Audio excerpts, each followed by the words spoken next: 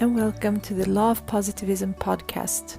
I'm your host, Shireen, and I'm the creator of Law of Positivism.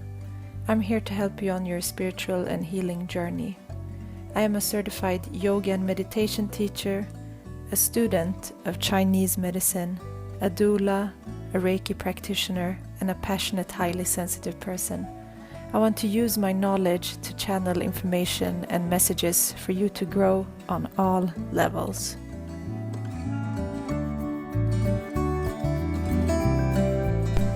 Hi, and welcome to this week's episode.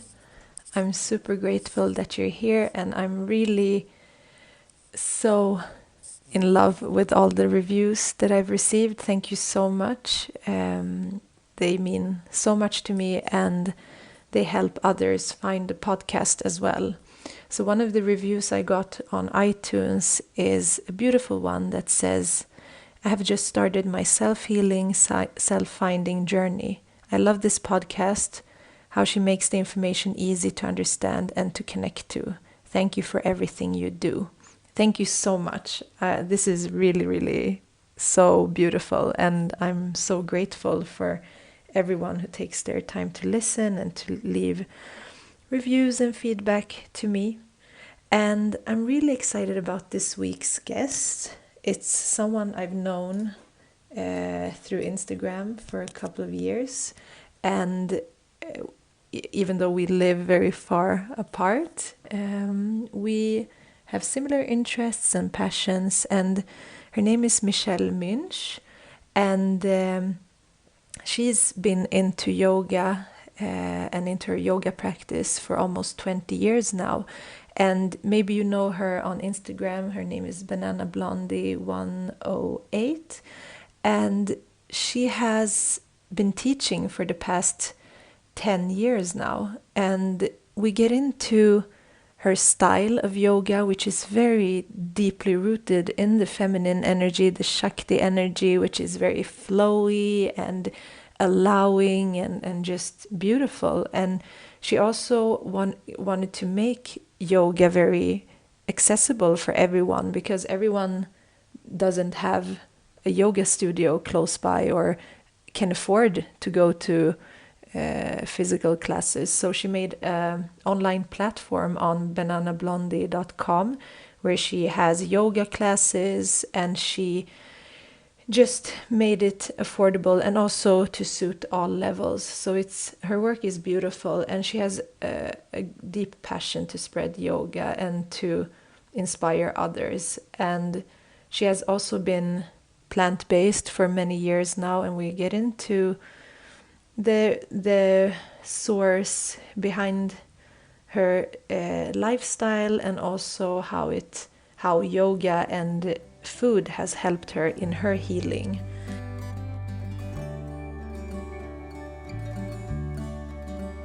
Hi, Michelle. Welcome to the podcast. Hi, thanks for having me.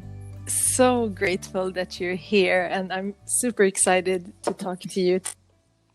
We have a very big time difference, so it's very dark and cold here right now.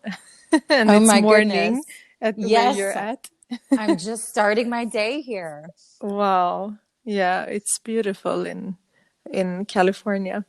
I can assume it's getting very cold and dark here. We're entering the darkest time of the year right now. Oh yes, right we're before coming up on it. Before What the time solstice. what time does it get dark there? Because I feel like it gets so dark so early here, but I'm sure it's much earlier there. Yeah, it's around 3:30. Oh my goodness. Starts going down. Yeah, the sun sets very early. And my then goodness. Yeah, it's amazing. So, but we tend to stay inside more and to go in more deeply when it's dark outside. So it has its positive sides as well. For sure, yes. I'm so happy that you're here. My first question is always how you stay mindful and present, if you want to share that with the listeners. How I stay mindful and present. I would say it's, for the most part, it's my yoga practice that's taught me that. It's pretty much my number one tool for life in general. And it's, oddly, I've never had a huge challenge with staying present. I just feel like it's, I don't know, to sort of live in the past or worry about the future. It's just very energy consuming and time consuming. And, I'm a mom and I have my own business. I'm busy. And so I don't really have, the time to sit around and lament upon that. So staying present is, and then I also have the kids and the dogs, and they're just in the present moment, aren't they? So they're Yeah. good teachers as well. Yeah, so true. And it's very grounding as well. I can Oh, for imagine. sure. Yeah. For sure. Oh, amazing. Thank you so much. We've known each other on Instagram for a while, and Oh, yes. it feels Yes. like we've been like Insta following. friends. Exactly. I think it's so beautiful that we can connect in this way. We would never have met probably. Oh, no. Yeah. No, I've met the most amazing people from all over the world through social media. Yeah, It's pretty incredible. it is. And you meet people that can inspire you and teach you in different ways. So we have so many amazing like influences, and we choose also what type of media to consume. So I think Instagram, I mean, you still have some type of control Sure. what you are looking at. Now there are ads and things like that, but mostly you can follow accounts that inspire you and don't Absolutely. feel and just not be consumed by all other messages that are coming through other channels, which can sometimes be very negative. Yes, Or I agree. That is the one of the beautiful things about Instagram that has remained through all these yeah years and changes with the platform. yeah That is still true. Yeah. it's so good. So we met there, and I think the listeners would love to know who you are and what you do to start with. Well, I live in Malibu, California, and Mm-hmm. I guess first and foremost, I always feel like I'm a mom that does other things on the side. Mm-hmm. But I've been teaching yoga for about 15 years now. Mm-hmm. So I do that. I have a website. It's called Bananablondie Yoga, Mm-hmm. and it's a platform in which I teach yoga. And we have members that subscribe to the site, and they have access to all the classes. And I also help people transition to a fully plant-based diet and a plant-based style of living. I offer support for that.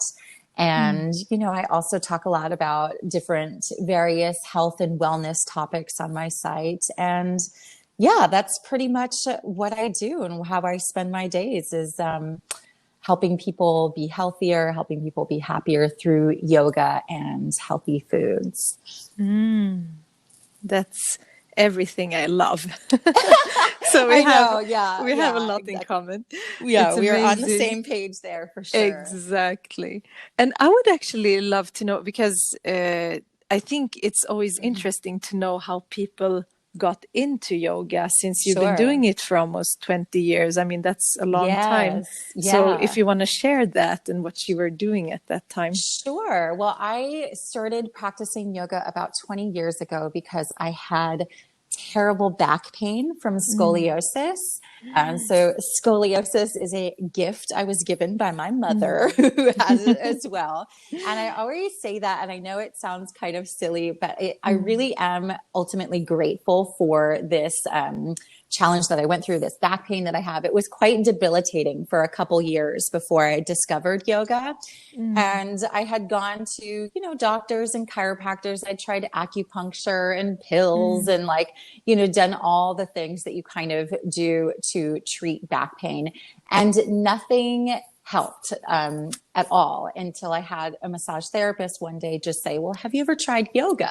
And I was like, no. And I'm not the crunchy granola woo woo kind of, yoga type person that you might think I am. Yes, I'm vegan, but I say the F word a lot, and I'm not that girl. So I don't think I would have ever tried it. But if anyone who's ever experienced chronic pain, you're kind of willing to give anything a go to get out of that dark cycle of chronic pain. So I was like, okay. So I remember buying, there were VHS videos at the time because it was 20 years ago.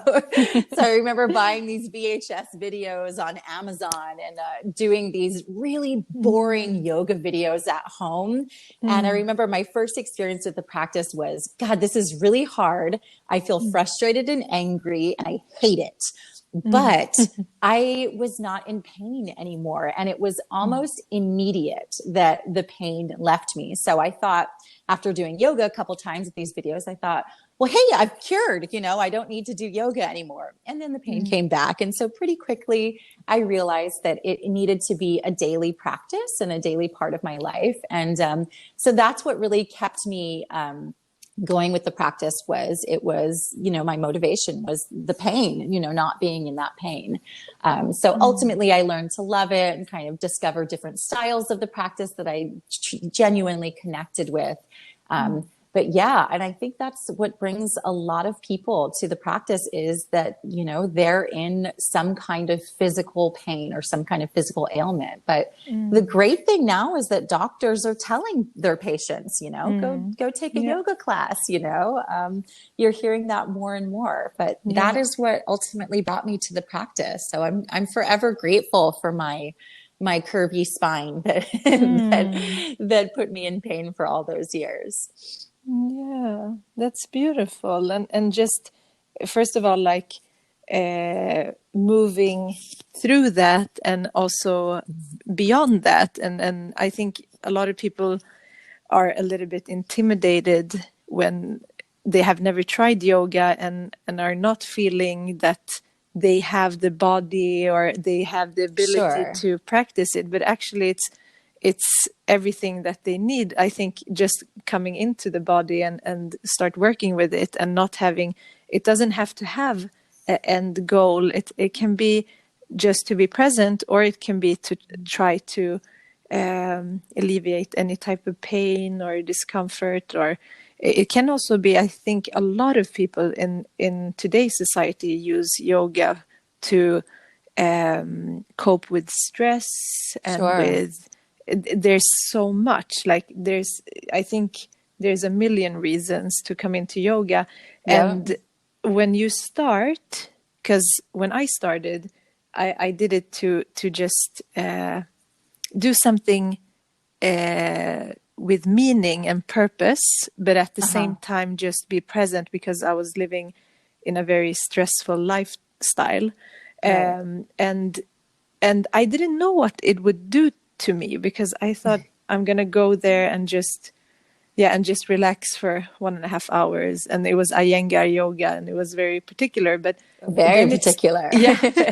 And it started like, and just being that mindful of every like inch and every little piece of your body, you become very present, and then that unlocks everything else. So it's really just a gateway to something bigger. Oh, absolutely. No matter what reason you come, there's no wrong reason to come to yoga. Even if it's that you just want a cute, tight yoga butt, that's, exactly. I welcome that. There's no wrong reason. Some people come to a yoga class because they're lonely, and it's all beautiful. And you may go for a myriad of different reasons, but most people, once you have a consistent practice, you come away from it with so much more than you ever imagined that you would, Yeah.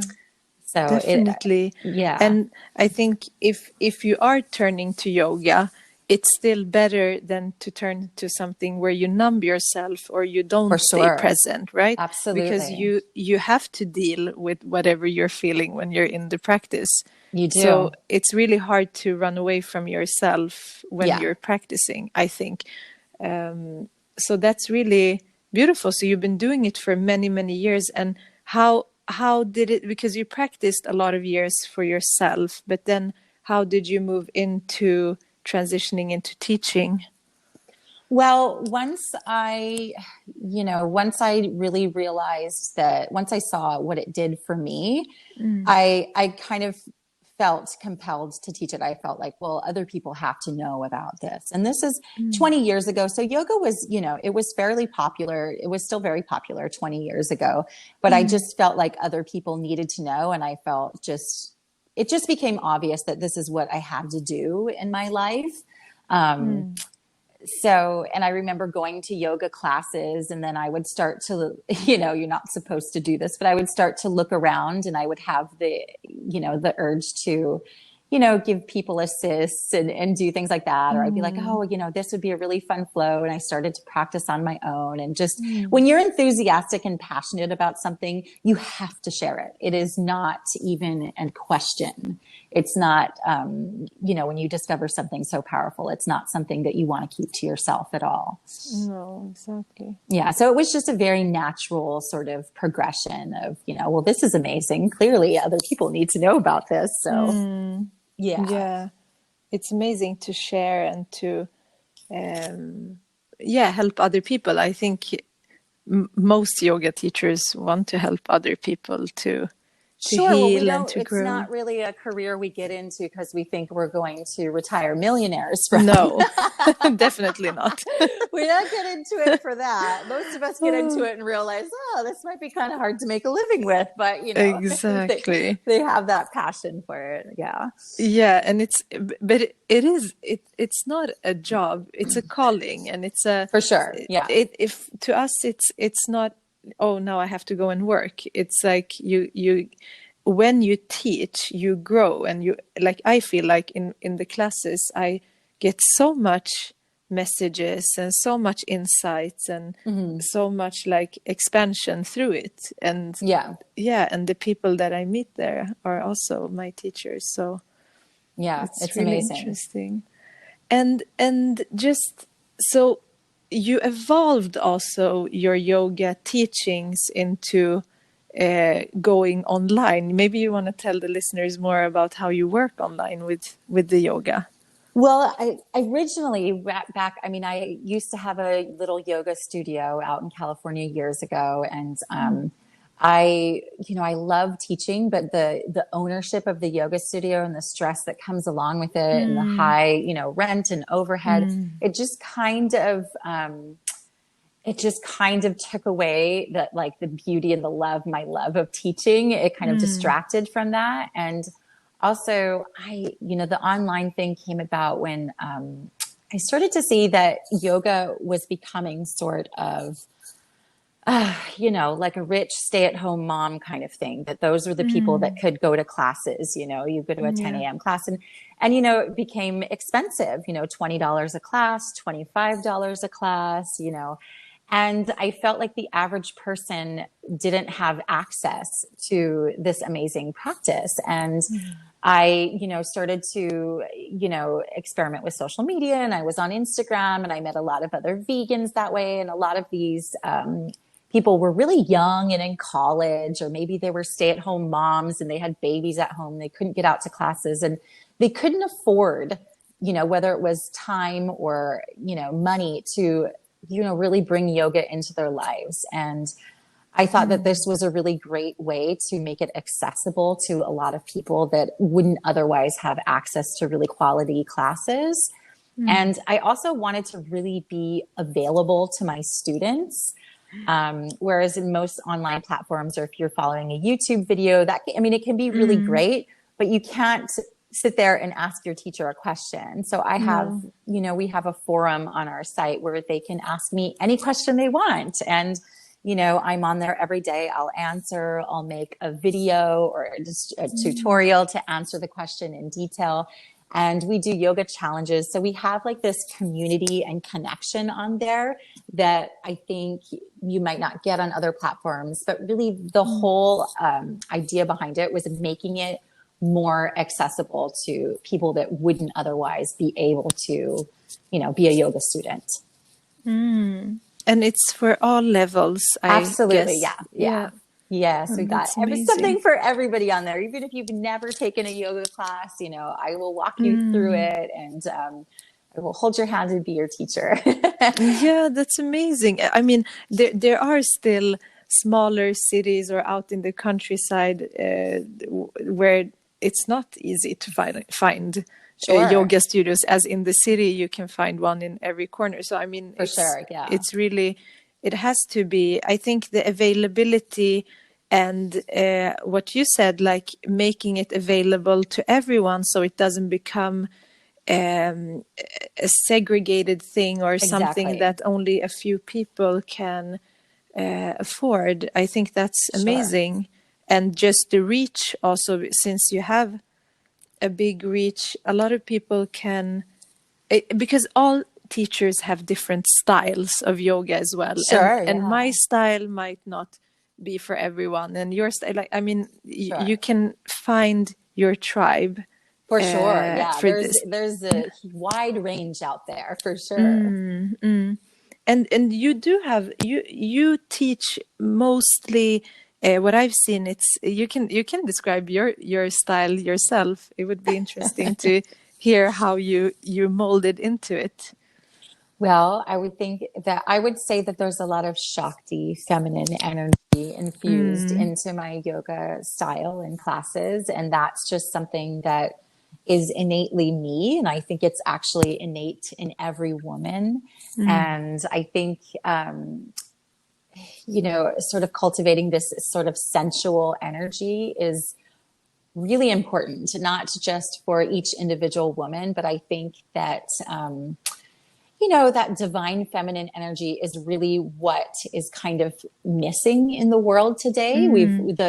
Our culture has really focused on this masculine energy. We've been a patriarchal society for a really long time. And that is necessary too. It's not to say that masculine energy is bad and feminine energy is good, but we need both, right? We need that balance in the world. Our intelligence and our intuition is just as important as our intelligence, right? So those feminine energies are just as important. We need both to balance it out. So I think that cultivating this energy on our mat and in our own being, and then bringing it out into the world, using it to raise our children with, having more compassion in our government and our politics.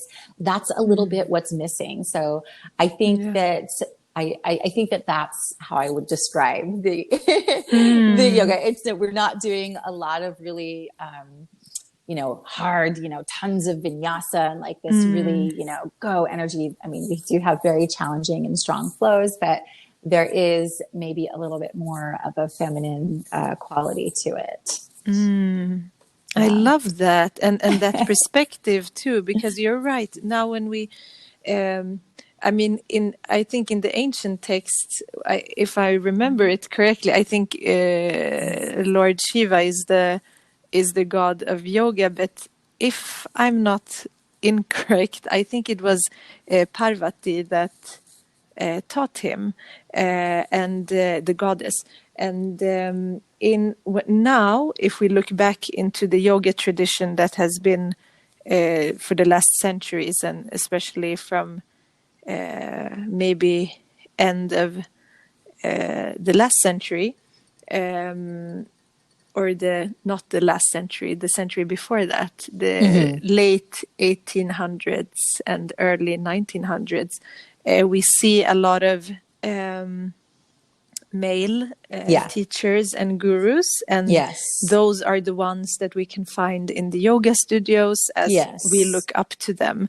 And they were teaching very young boys to start developing these physical controlling and also cleansing methods and all of this, and it I think taking it to the more flow that does represent the divine feminine energy and the Shakti power. You're completely right with that. Yeah, I mean, our traditional gurus were, typically male. We've got Iyengar, we've got, Patabi Joyce, and we've got all of that. Those are very masculine lineages, if you ask me. And I think that they're wonderful.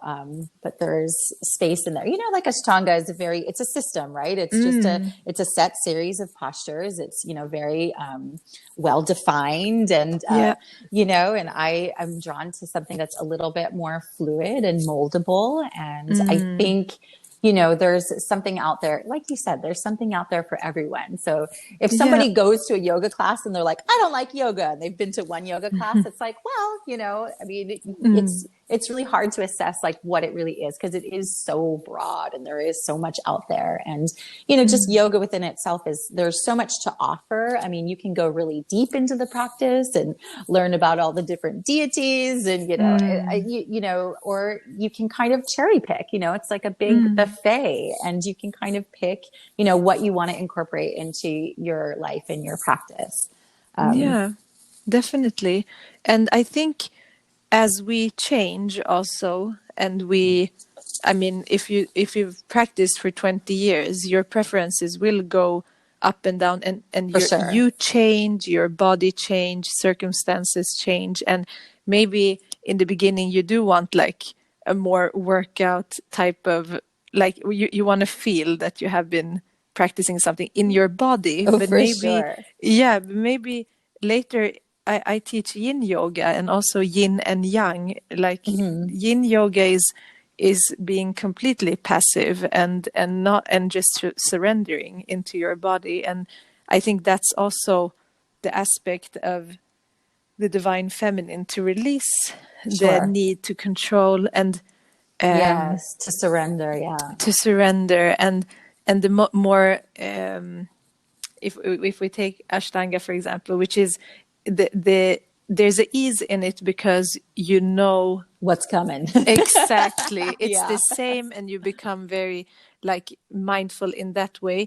And Sure. I can, if I just would describe it in one way, I would say that's like the Capricorn energy, and it's very Yeah. structured Oh, and yes. patient, and that's a beautiful aspect. And then we have your flow, which is more with, it has to do maybe more with Venus and flowing Yeah. and I love it. intuition, Cancer. Yeah, it's, these are all aspects within us, and we have to find a balance. But if we are living already a uh, very hectic and young energy life, maybe we need to counter that with something that will balance us.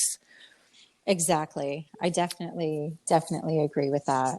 Yeah, and also one aspect, as yoga teachers, I want to hear about your. I think it's important that we listen to the body, Sure. um, because in in yoga you can see a lot of complicated postures and things like that. But we need to work with the body before Sure. trying, because it's so easy to hurt yourself as well. If you push yourself, you have to listen. So Yes. how do you when you're creating your flows, how do you incorporate that? And for me particularly, or with students in mind? Both, like how is your yeah, how do you think about that? I think also, if since you're doing it online, maybe there will be so many different levels and so many There different, are, yeah. So yeah. there's so many different levels. And this is true whether you're teaching online or whether you're teaching a public class. Mm. The class, if you teach a public class, it might be labeled intermediate or level 3. And you can come to that class and have a plan, but you can guarantee that there's going to be still a wide range of like people coming with different backgrounds and bodies and levels, and you have to be able to modify. So just giving options and modifications. And I also have, videos on the site where I teach how to give, how to modify different things, just so you get a Mm. general knowledge. But yeah, you always have to allow for that in those practices. And I think the one thing with like more Ashtanga style of practicing is there is less molding the practice to the person. It's more about Mm. molding that person to the practice. If that Mm. poses you head to knee, you're going to get your head to the knee in that class, and your teacher's going to Mm. come over and he's going to move your body into that Mm. into that posture. So it's a little less like that and more, modifying. And we always have, so many people that come to the practice and on our sites. And, I've had people come and say like, I have this injury, I had surgery on my wrist, and I will make a Mm. class for them. And it's on the site that says no wrist yoga. Or I've had Mm. someone with a brain injury on the site that couldn't do any type of inversion, nothing. And so we create a practice for that person. Those are all there. So I actually really love tailoring a class to a particular need, whether it's, a flow that's created for someone who is experiencing PMS or on their menstrual cycle, or whether they're pregnant, or whether they're experiencing pain in their bodies or something. I also do, guided meditations and stuff for different things like that. So I really love that aspect of it, that you can kind of tailor things to what somebody needs. And I think as the practitioner becomes, more experienced, you really, the great part about yoga is that you really do get to know your own particular body and what it needs. And you begin to learn how to modify the practices. And as always, as a teacher, we're there to guide, but anything a teacher tells you to do or leads you to it, it's just a suggestion, right? It's not like we're commanding things to do. And it's just a suggestion, and you can take it or you cannot take it. Yeah, so true. It's very important. And besides the yoga and being in nature, which I see that you also love, Yes. the food aspect, I think so to me, yoga is a way to create oneness within ourselves in all of our layers of the body. And the most manifested layer of our body and the most tangible one is our physical body. Sure, yeah. And I think that there is sometimes a misconception regarding, or not a misconception, I think there is not enough consciousness and awareness that actually what you eat does also affect how you feel and how you are in your practice, but also if you are, because I know a lot of people are on their spiritual paths, and food is vibration. Everything we put into everything is vibration. Everything is made up of frequency and sound and waves. So I think also in yoga, in the different limbs, the Ashtanga paths, there is some ahimsa, points, yeah. exactly, ahimsa, but also cleanliness and that you take care of yourself. Yes, exactly, and so that just leads me into your lifestyle because you are passionate about food and you have been plant-based for many years. And how did that interest start for you?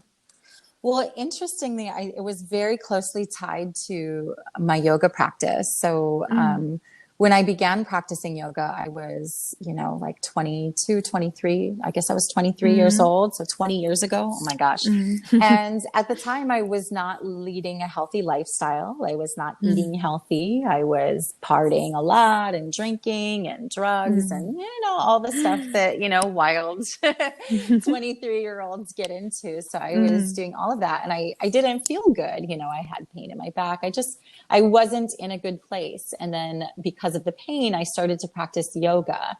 And then I pretty soon noticed that I didn't really desire to go out to clubs anymore. And I didn't really desire to drink anymore. And I stopped smoking. I was a smoker.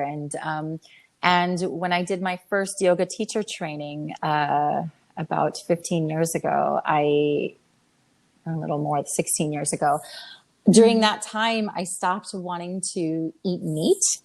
And I didn't know why. It wasn't a conscious choice of this is bad for me, I'm not going to do it. And I wasn't thinking this is ethically wrong, I'm not going to do it. And I certainly wasn't clued in on the environmental impact of eating meat. So it just became something that was unappealing to me. And so I stopped eating, chicken, fish, and beef, and pork, all the land animals. And I still kind of clung on to seafood and fish because I believed that it was very healthy for me and necessary. So I was still eating those things, although they were much less appealing to me. And then it wasn't until I watched, I guess, the documentary Forks Over Knives, which went deeply into the science and the health aspects of the foods that we eat. And I was like, well, it opened my eyes. And so I began to research more and read things like the China study and whatnot. And I came to the conclusion, well, okay, well, now I'm feeling like I don't really need to do these things. So why am I? So I stopped eating all animal products, and I felt really good.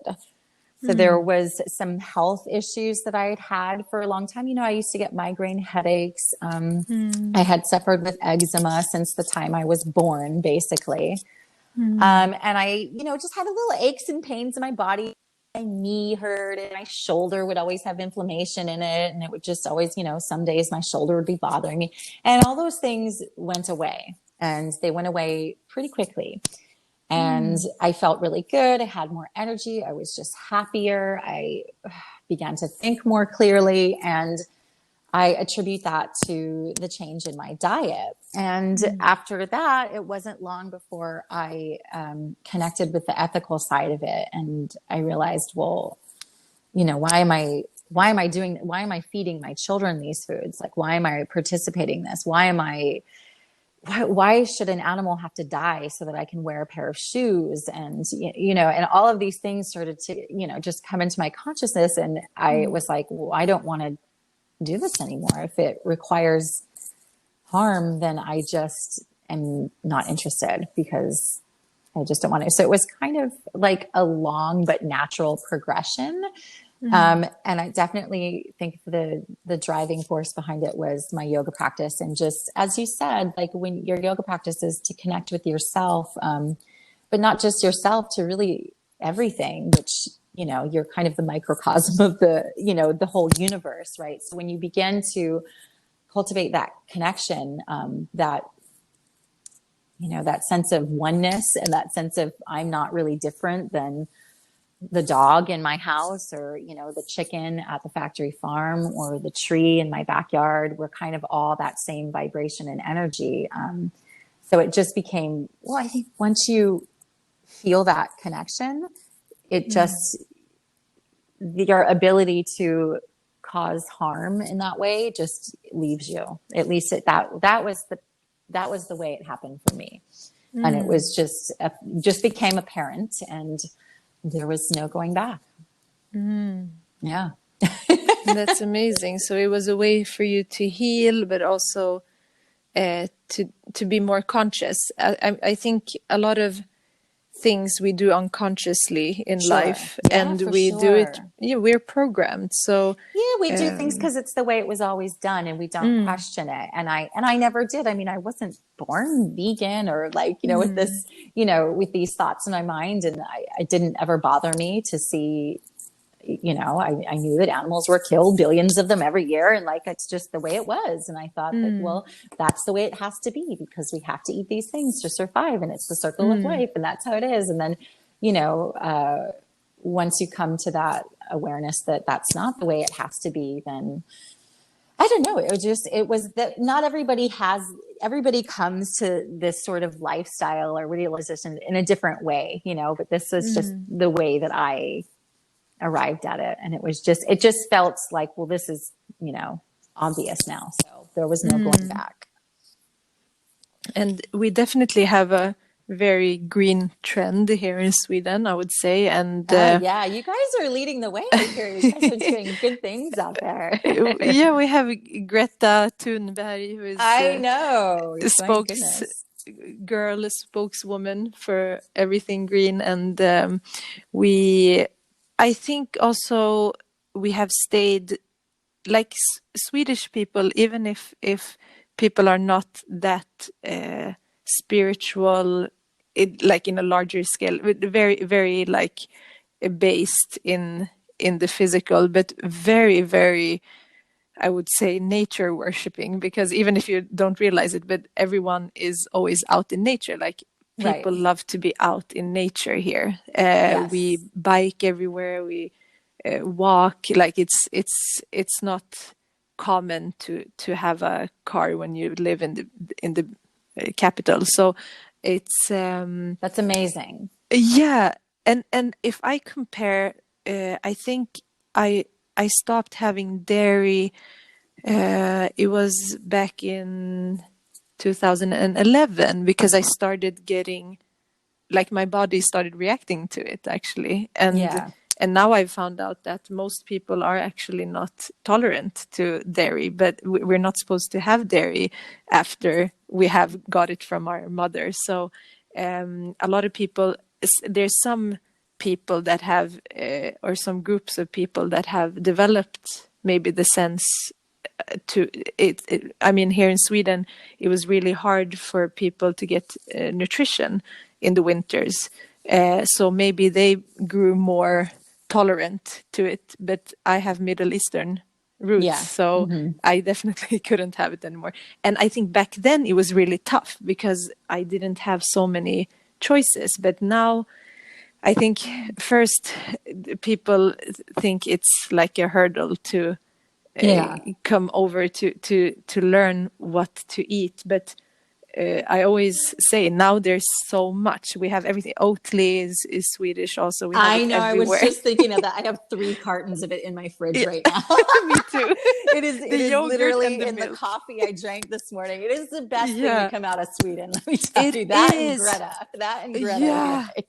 it really That is, is and some so good stuff. important. It's so good too. So it's like tasty and yeah, and there's some like what I've heard now is that because here Christmas ham is very Oh, popular, or it yeah. has been popular, but I think like last year there was so much ham that was not Oh, bought, oh, and so here in Sweden it's like starting to have these like green Christmas dinner parties because there's so much now in December, like Christmas, we call it that is Christmas table. awesome. Yeah, and it's green and plant based, and I think people are maybe for some people it's more a trend, but for a lot That's of fine. I'll people, take it. yeah, it's I'll take okay. that I trend. mean, it has an impact on the environment, and I don't think that everyone will ever like just stop completely, but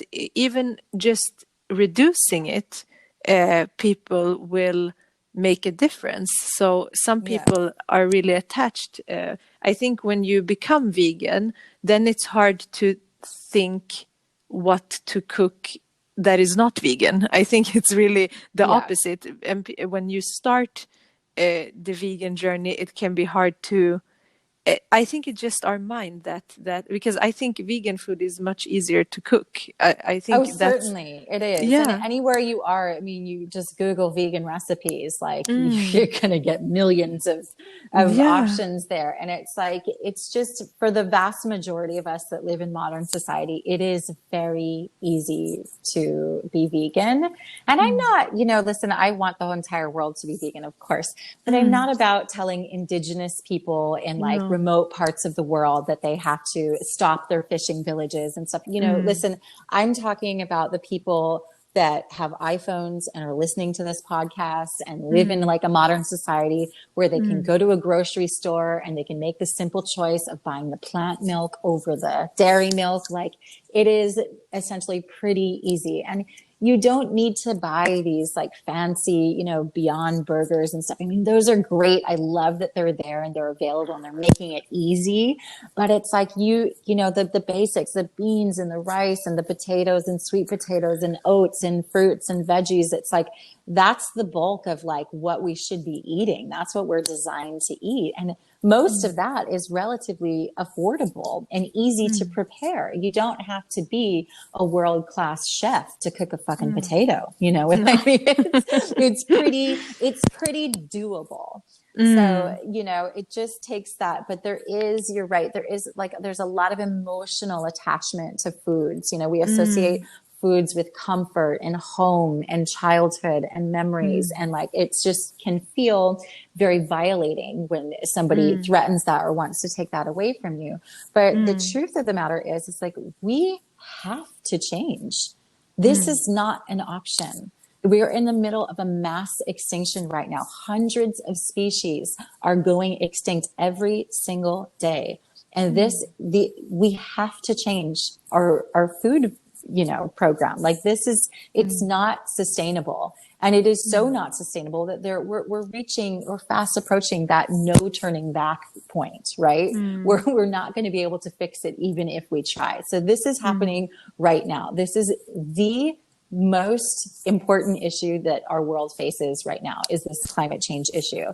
We are going to be one of the species that becomes extinct if we don't do something now. And we cannot fix this problem without getting rid of animal agriculture as it is today. We can't fix it. So the earth is going to be okay. If we don't change, we will go extinct, and then the earth will recover after we're Exactly. extinct. That's what I always say. Yeah, if we don't want to just become another species on this list of mass extinction, we have to change. So it's not a matter of like, oh, we've got to do this, and we've got to do it basically yesterday. So there is an urgency with it, so whether it's a trend or people are doing it for the environment, or if they want to like look good in their bathing suit this summer, just like there's no wrong reason to come to a yoga class. There's no wrong reason to eat more plants and less animals. Like, Exactly. I'll take it. I'll take all of definitely. And like you said, we're in a time where over these past decades, so many changes, and I think we all grew up with very artificial foods, and I stayed in the US for a year, and I think, and I've been there visiting as well. I think what I see in the grocery stores there, if it's not Whole Foods and these places, it's really an industry. It's not food. It's not food. It's not real. It's No. like man-made stuff that is not from the earth, and Mother Earth gives us what we need. And I think one of the issues is also that we have done so much to the soil that it's not really rich anymore as it was, and we need to get that back as well. And I think since you've been a vegan for a very long time, there is certain things that we're not getting from the soil that is very also important to supplement. You use supplements, I guess, to I definitely take a B12, and everybody should be taking B12, whether you're vegan or not. It's not a vegan issue. No. It's just, they say something like, and don't quote me on this, but it's like 40% of people are, deficient in B12, and that's not. Listen, 40% of people are not vegan. So that tells us that it is not a vegan issue. Originally we were supposed to get our B12 from the soil. It's a bacterial in the soil, but because it is depleted and we're not getting our food from the earth, and, even when we do get it, like we're washing it really well. And like, it's just we're not going to get enough B12 the natural way. So we do have to supplement. And listen, that, people say, well, if you have to supplement, then it's a deficient diet. But whether you're eating animals or you're taking a B12 supplement, you're taking supplemented B12, because the animals' food is supplemented with B12 because they're not getting it naturally. So you're just, if you're ingesting animals, like you're just kind of, you've got a middleman in there, right? So you may as well just take the supplement yourself and not have to eat the animal and contribute to all of that. Yeah, and we now that I'm studying, also there is a thing in the stomach that is like intrinsic factor. It's very important to be able to produce this in the body, and I think the older you get, that becomes harder. So it's a lot of elderly people that become very deficient, and it's very important for the body. So it's very unique. It's just like vitamin D as well. It's like you need it. It's not like other vitamins. You need to have it in a specific way. and and also very important for the body. And we supplement here in Sweden. We need to supplement a lot, and I think a lot of people are not. And you become depressed, and you become very tired when it's dark, since we're not getting that sunlight on our skin. And Right. yeah, so it's just being conscious. I think that's what I wanted to it's the food we eat, but also the thoughts we feed ourselves with. It's being aware. Actually, the more you become conscious in your body, you also, I've actually developed a lot of sensitivities, because it's not that it's a bad thing. It's just that I react easily because I know it's not good for my body. So Me I too. can't, yeah, I can't Yeah. take like artificial No. perfumes and these chemicals on my skin. I can't. It's just like, Yeah. yeah, it's not good. So I think the yoga it creates so much more within us and around us. For sure.